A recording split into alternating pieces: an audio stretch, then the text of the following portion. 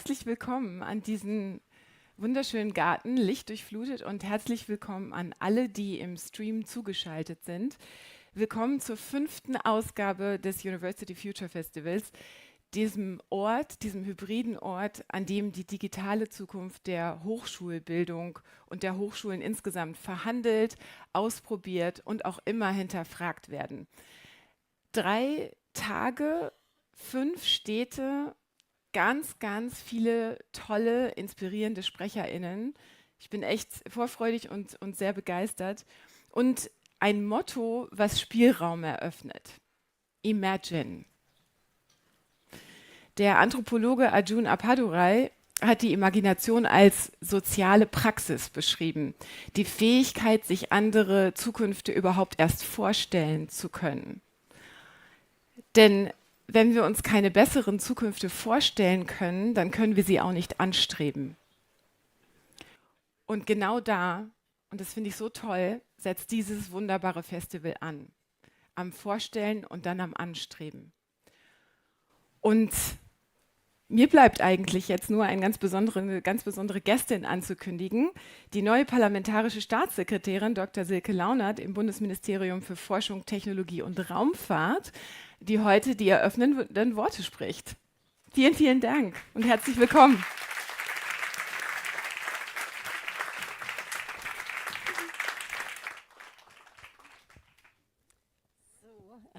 Funktioniert das? Ja, sehr schön. Also ein herzliches Hallo hier in Berlin und natürlich auch an alle anderen, die hier digital zugeschaltet sind, liebes Publikum. Also es kann genauso beginnen. Imagine, wirklich was für ein tolles Motto. Stell dir vor, studieren ginge wirklich digital, ein Traum. Und ich kann das nämlich sagen, als ich meine Hausarbeiten, ich habe Jura studiert, noch geschrieben habe, ist schon ein bisschen her, da lief das alles noch ganz anders. Ich war schon ganz weit vorne und hatte schon einen Laptop damals, ja. Aber natürlich musste man zur Recherche in die Bibliothek, stundenlang Bücher suchen. Und noch schlimmer, ich weiß nicht, man wird es heute sogar nicht mehr kennen, stundenlang im Kopierraum kopieren. Man hat also wirklich mehr Zeit mit dem Beschaffen der Materialien verbracht, als mit dem konzentrierten Lesen. Und ja, ein bisschen beneide ich die jungen Studenten jetzt, weil es doch so viel besser geht. Viel effizienter können sie lernen und auch lehren mit digitalen Büchern, Online-Archiven, gute Suchmaschinen, virtuellen Chats, Meetings überall zur Echtzeit. Also ein Stück weit sind Träume schon wahr geworden. Aber wenn man dann auch mal ins Ausland schaut, merkt man, ach, das geht auch noch viel besser. Und zwar nicht nur in dem Alltag von Studierenden und Studenten, Dozentinnen und Dozenten, natürlich auch in der Forschung, bei den Mitarbeitern an den Hochschulen und ehrlicherweise auch in den Ministerien. Ja. Es ist in Deutschland leider so, oder hat man oft den Eindruck, Hashtag Bürokratie lässt grüßen, Hashtag Datenschutz first, Hashtag die Zukunft schläft noch. Dabei wäre es eigentlich so wichtig, dass wir echte Lust auf Zukunft haben. Ich brauche, glaube ich, niemanden zu erzählen, wie sehr auch unser System und die Förderung der Kultur, die Erhalt unserer sozialen Sicherungssysteme davon abhängt. Dass wir Dynamik haben, wirtschaftliche Entwicklungen, und die basieren natürlich und hängen zusammen vorher mit den Erfindungen, der Innovation der Forschenden. Ich finde, hier bei diesem Festival, glaube ich, renne ich offene Türen ein, aber Sie alle wissen, es gibt eine Reihe von geschlossenen Türen und die sind in der Regel nicht analog, sondern vor allem in den Köpfen. Ich sage nur als Beispiel künstliche Intelligenz. Ja? Also in Helsinki und Seoul schwärmt man davon, was jetzt alles möglich ist. Ja? Das Studium wird revolutioniert, viele neue Möglichkeiten, ganz individuelles Lernen, KI-Tutoren rund um die Uhr, 24/7 stehen bereit, sind nie ermüdet. Und in Deutschland, die deutschen Zeitungen fragen sich, braucht man jetzt noch schriftliche Hausarbeiten? Gibt es da nicht zu viel Betrug? Ja, das ist wie immer, das Glas kann halb voll sein oder halb leer. Und ich kann Ihnen sagen, wir wirklich von der Spitze des, ich sage das mal, Wissenschaftsministeriums, wir haben jetzt einen neuen Namen, aber wir von der Spitze, wir sehen das halb volle Glas und wir wollen daran arbeiten, dass es voll wird. Also wer das weiß, die Ministerin und auch ich, wir kommen ja aus Franken, einem Bierland, und wir wissen volle Gläser zu schätzen. Also es ist einfach so, ja, halbe Sachen wollen wir nicht. Und die Hightech-Agenda steht im Koalitionsvertrag auch nicht, weil wir es in Bayern schon haben, sondern weil wir merken, es wirkt. Ja? Es funktioniert und es ist notwendig, auch um neue Dynamik auszulösen. Und deshalb brauchen wir mehr dieses Mut nach vorne, mehr in die Zukunft, diesen Push, auch finanziell, aber auch ideell und von dem Mindset her. Und deshalb hat dieses Ministerium ja jetzt auch einen neuen Zuschnitt und einen neuen Namen. Bundesministerium für Forschung, Technologie und Raumfahrt, BMTFR. Das heißt, wenn man noch 2 U's und ein E einführt, dann heißt es im Grunde Future. Und das ist es auch. Es ist genau das, was dieses Ministerium auch sein soll. Ja? Wir nennen es auch Zukunftsministerium, denn wir müssen wirklich mit aller Kraft, und da bin ich felsenfest davon überzeugt, daran arbeiten, wie können wir die Zukunft gestalten, wie ist es für uns möglich, nach vorne zu kommen, um nicht den Anschluss zu verlieren in der Welt. Dabei setze ich natürlich auf Sie. Ich glaube, das Hochschulforum Digitalisierung wird weiterhin ganz wichtige Debatten anstoßen. Da bin ich mir sicher. Und ich kann nur sagen, bleiben Sie so offen, so interdisziplinär, so international. Das ist, glaube ich, der richtige Ansatz. Es ist immer so, ich war ja Richterin und ich kann Ihnen sagen, es hilft nicht nur eine Seite zu sehen. Sie müssen versuchen, ein Problem von allen Seiten zu verstehen. Nur dann werden Sie es richtig lösen. Und das ist das Schöne bei solchen Foren, wo man sich vernetzt und die Sachen, die Themen von verschiedenen Seiten sieht. Und das ist ehrlicherweise auch das, warum ich so gerne Politik mache, weil Sie immer die vielen verschiedenen Seiten sehen.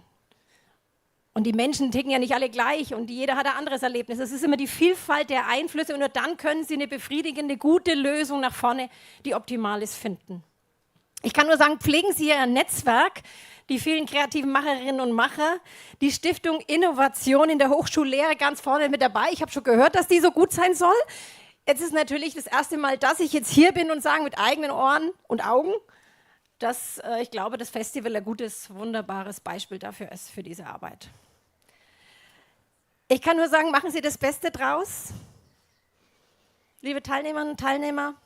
Und wenn Sie dann heute doch noch mal anstoßen, dann wünsche ich Ihnen aber wirklich volle Gläser einen schönen Tag.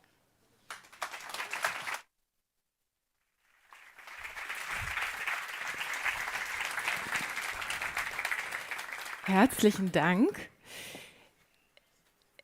Das Festival ist ja eine Kooperation, wie Sie es gerade auch schon gesagt haben, zwischen dem Hochschulforum Digitalisierung, der Stiftung Innovation in der Hochschullehre und dem Stifterverband.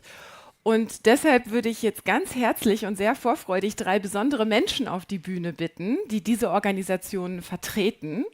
Und zwar Oliver Janoschka, den Geschäftsstellenleiter des Hochschulforums, Andrea Frank, die stellvertretende Generalsekretärin des Stifterverbands, und Antje Mansbrücke, die Vorständin von Stiftung Innovation in der Hochschulbildung.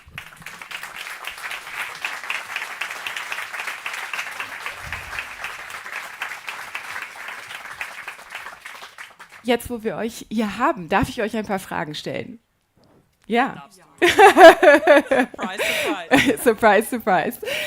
Oliver, ich finde es ja wichtig, manche Menschen sind vielleicht neu und das erste Mal dabei, aber selbst wenn man schon jetzt das 5. Mal dabei ist, finde ich, lohnt es sich immer wieder zu fragen, warum eigentlich dieses Festival? Kannst du dazu was sagen? Sehr gern. Aber es sei mir erlaubt, erstmal ein ganz herzliches Willkommen. Natürlich. Schön, euch zu sehen. Es ist das 2. Mal, dass wir an diesem Ort sind und es ist das erste Mal, dass wir so ein schönes Wetter haben, wo diese Bühne hier, glaube ich, nochmal ganz besonders zur Geltung kommt. Aber wir sind ja auch gleichzeitig live und in Farbe an ganz vielen Orten. Und wenn du mich fragst, wofür ist dieses Festival eigentlich gut, warum braucht es das? Wir knacken heute, glaube ich, die 7000er-Marke an Anmeldungen.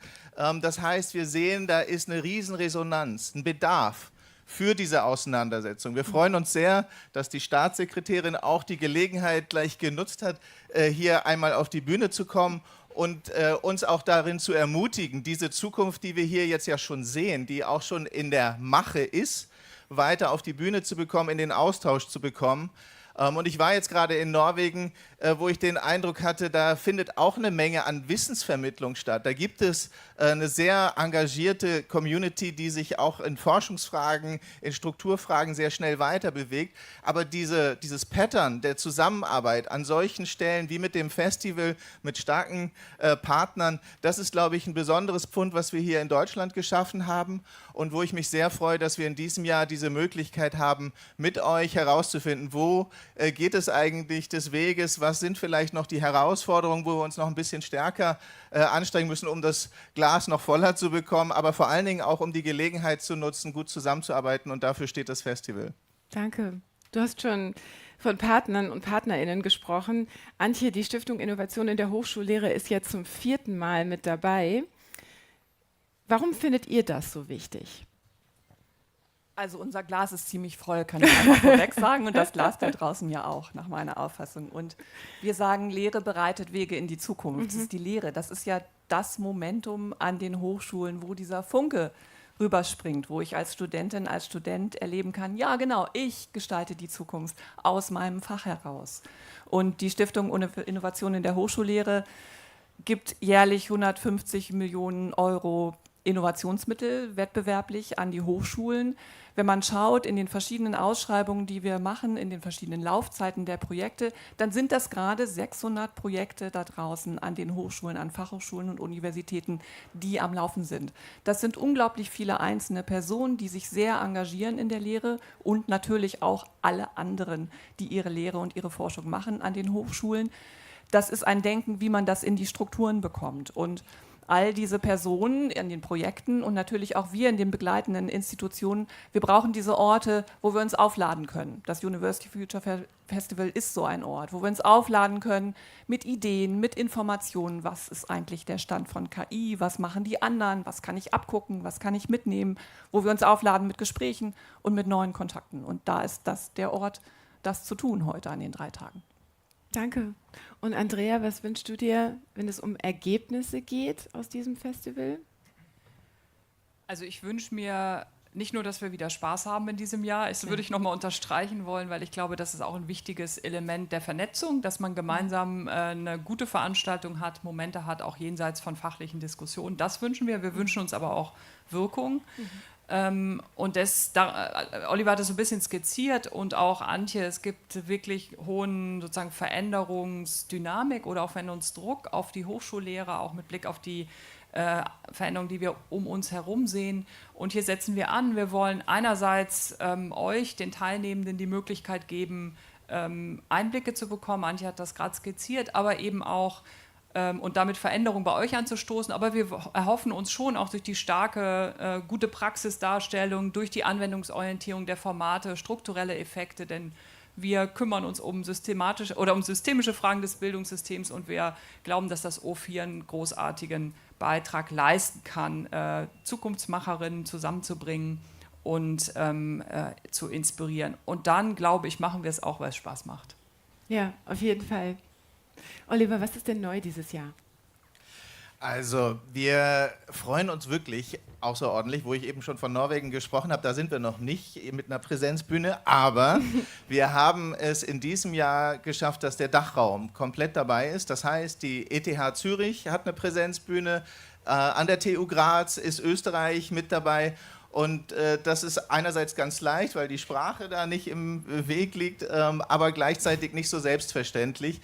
Und wir glauben auch, dass das noch weitergehen kann, dass das in der Hinsicht vielleicht ein Anfang ist von einer weiteren Auseinandersetzung, wie man in den verschiedenen Ländern auf diese Themen guckt und zusammenarbeiten kann.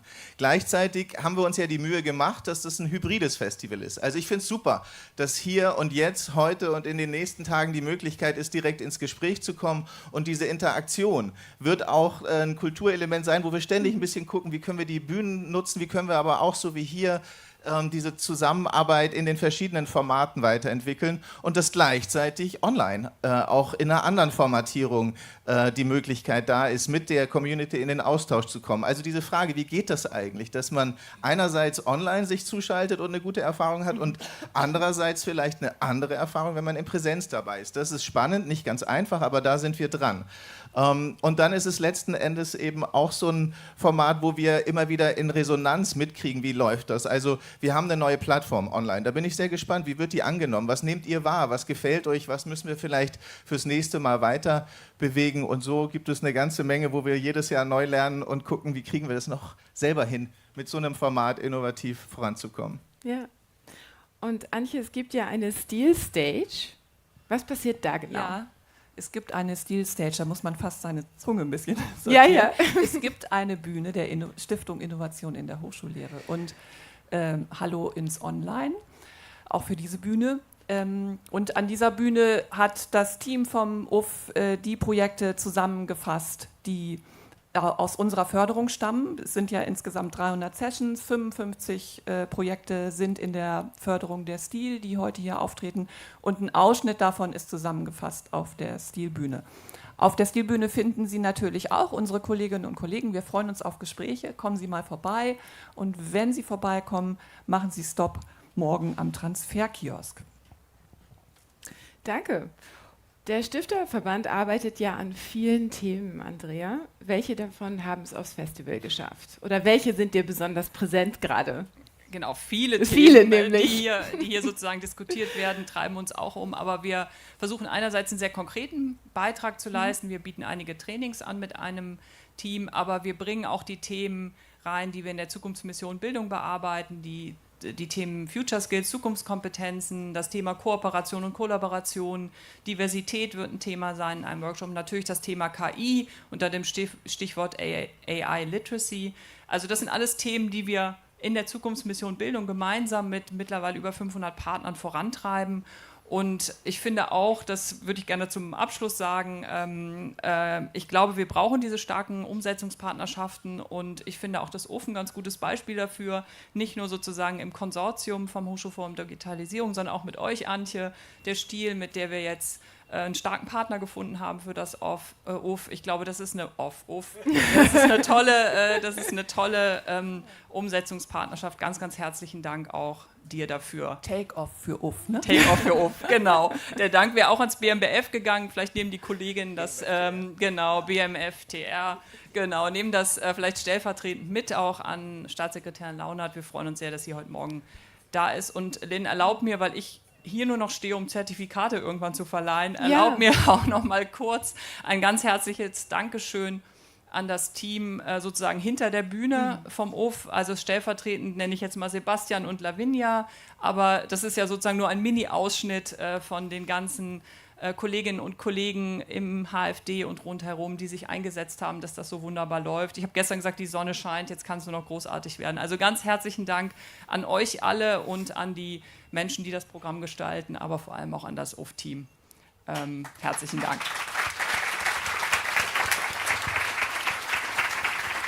Erlaubt mir noch eine ganz kurze Frage, ganz kurz und knackig. Worauf freut ihr euch am meisten, ganz persönlich? Also ich glaube, es ist eine Gelegenheit für diese Art des Zusammenkommens. Wir arbeiten das ganze Jahr im Hochschulforum Digitalisierung mit der Community zusammen. Hier trifft sie zusammen mit starken Partnern und eben auch dieser Gelegenheit zu sehen, was passiert hier eigentlich. Und darauf freue ich mich, in den verschiedenen Möglichkeiten mit Einzelnen und in diesen Sessions zu lernen. Ja, danke. Und du? Also mich hat der Titel total gekriegt, Ja. Imagine, weil das ist ja eigentlich das Beste, was es in uns anspricht. Ne? Die Vorstellungskraft, dieses aktive Hoffen, sich zu wünschen, wie es sein sollte, wie es sein könnte. Und damit sich aufladen zu können heute, finde ich toll. Und dann finde ich es aber genauso wichtig, immer wieder diesen Moment zu haben, okay, Konzentration bei diesem ganzen vielen, was wir hier sehen. Was möchte ich eigentlich in die Welt bringen? Und auch das nochmal zu imaginieren. Danke. Ich freue mich, wenn ich aufs Programm schaue, eigentlich auf die hochschulpolitische Diskussion morgen. Wir haben jetzt nur einen ganz kleinen Glimpse bekommen, also die Frage, wie werden eigentlich Prioritäten in der Hochschulbildung jetzt gesetzt, auch auf Bundesebene. Das finde ich spannend, da kriegen wir jetzt eine erste Möglichkeit morgen und sonst freue ich mich auf euch, auf die Teilnehmerinnen und Teilnehmer, mit denen ich ins Gespräch kommen darf. Danke. Danke. Jetzt wurde schon über das Motto gesprochen und es viel gelobt und ich würde ganz gern die Gelegenheit ergreifen, das dynamische Duo, das hier längst am Werk war, da war Imagine für die meisten noch ein Prompt, auf die Bühne zu bitten, und zwar Sebastian und Lavinia. Hallo. Hallo, Schön, euch zu sehen. schön dich zu sehen. Darf ich dich einfach fragen, so ganz frei heraus, was habt ihr euch denn gedacht mit diesem sehr offenen Motto, das wir jetzt alle schon ordentlich abgefeiert haben? Ja, vielen Dank. Die Zeiten, als wir das Motto uns überlegt haben, die waren ja schon so ein bisschen bedrohlich. So. Also man hat ja so ein bisschen das Gefühl, okay, Krise, das hat sich ja weltpolitisch seitdem noch verstärkt. Und da war so die Frage, okay, wie gehen wir darauf ein im Motto? Gleichzeitig muss das Motto ja auch offen genug sein, dass es irgendwie alle Themen, die wir hier diskutieren, darunter Platz finden. Und mit Imagine hatten wir eben den Gedanken, okay, Krisenzeiten sind ja auch ein Moment, wo man außerhalb der Box denkt, die einen Handlungsdruck und auch Handlungsmöglichkeiten erzeugen. Und da schien uns dann Imagine gut. Und der Hintergrund davon, das ist ja quasi, wer von Ihnen schon mal die Bilder-KI mit Journey ausprobiert hat. Bis vor kurzem, die haben jetzt ihre Plattform geändert, bis vor kurzem hat man einen Bilder-Prompt so begonnen. Also der Befehl, ein Bild zu machen, war immer Imagine und dann hat man halt gesagt, was auf dem Bild sein sollte. Und das fanden wir irgendwie einerseits, dass es hinwies auf KI, dass es hinwies auf Digitales, aber dass eben auch hinwies auf, naja, denk mal outside the box und lass uns mal gucken, wie wir jetzt mit dieser Situation umgehen. Und Lavinia, was können Menschen hier auf dem Festival erleben? Hier physisch, analog und vielleicht auch online. Wie können sie das für sich nutzen, wenn sie dabei sind? Ja, also erstmal haben wir dieses Jahr tatsächlich so viele Präsenztickets vergeben wie noch nie. Wir sind erstmalig in Österreich und der Schweiz auch dabei. Circa 1/3 aller Teilnehmenden sind eben auch vor Ort hier in Berlin oder in einer der anderen Partnerbühnen. Das freut uns natürlich sehr und entsprechend haben wir auch die Angebote vor Ort nochmal gestärkt. Also es gibt überall Workshops, an denen man teilnehmen kann, Vernetzungsevents, Experience Bases, also Sachen zum Ausprobieren. Da freuen wir uns sehr, aber auch auf der Plattform gibt es einiges Neues zu sehen. Ich würde jetzt mal die Discussion Tables rausgreifen. Die lohnen sich nämlich auf jeden Fall mal auszutesten. Da kann jede einfach das Thema, was sie besonders interessiert, nochmal einreichen. Und wenn sich mindestens eine weitere Person dafür interessiert, dann öffnet sich der Tisch automatisch auf der Plattform zur eingetragenen Zeit und man kann eben miteinander diskutieren. Also Toll. gerne diese Vernetzungsmöglichkeit auch nutzen. Und worauf freut ihr euch am meisten? Ganz persönlich? Ich starte mal. Genau, also was wir machen hier ist ja wirklich technisch sehr anspruchsvoll. Das ist ein Hybrid-Event und gerade digital, wenn es mal technische Probleme gibt, kann man die Leute natürlich schnell verlieren. Und ich glaube, wir setzen uns jetzt gleich auch erstmal wieder in den Rechner. Genau, und ich glaube, das wird so mein Highlight-Moment sein, wenn ich das Gefühl habe, es läuft alles, die Plattform klappt gut. Genau, das ist immer ein schöner Moment. Dann bin ich gespannt, was du heute Abend erzählst. Ja, ich auch. Ja, mir geht es nicht anders. Also auch ich werde gleich an den Rechner gehen und gucken, ob und wie es läuft. Also ob, hoffen wir mal ja. Ansonsten persönliches Highlight für mich, Christoph Biemann. Es ist ein Held fast unserer aller Kindheit und das muss man ja auch erstmal schaffen, dass man allen Leuten, für alle Leute, die so ab 70, 75 geboren wurde, bis heute eine Präsenz in der Kindheit ist. Und ich bin total froh, dass wir Christoph Biemann gewonnen haben, dass er hier dabei ist. Ich hatte auch schon vorher ein schönes Interview mit ihm führen können. Da freue ich mich einfach persönlich sehr drauf. Das kann ich verstehen, auch einer meiner großen Helden. Danke euch beiden.